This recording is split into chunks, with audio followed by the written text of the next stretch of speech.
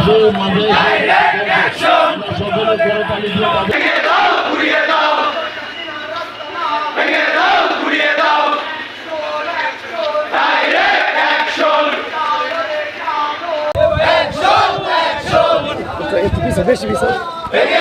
বেশি আরে আমার ওটা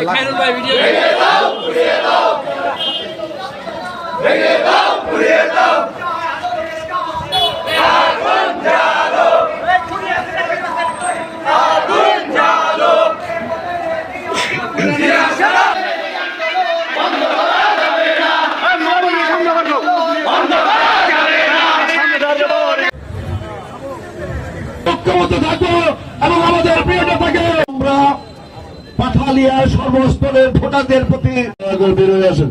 সম্মানিত নেতৃবৃন্দ এই পর্যায়ে বক্তব্যের জন্য আহ্বান জানাচ্ছে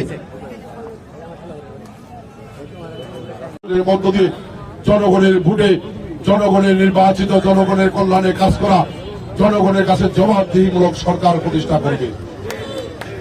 আজকে সেই সরকার প্রতিষ্ঠা করা বাংলাদেশের সকল পেশাজীবী মানুষের স্বপ্নের বাংলাদেশ দেখতে চায়।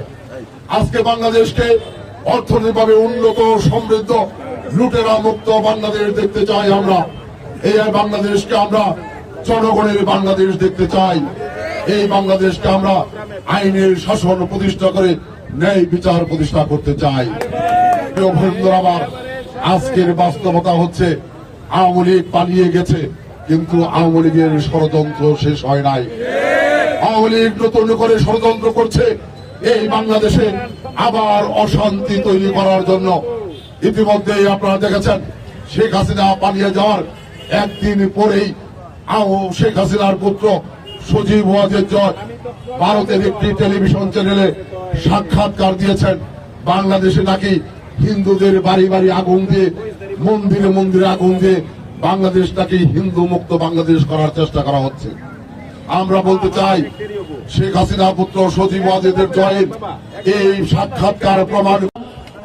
শেখ হাসিনা বিডিআর বিদ্রোহ করে 56 জন সেনা অফিসারকে হত্যা করেছে, কথা কি ঠিক?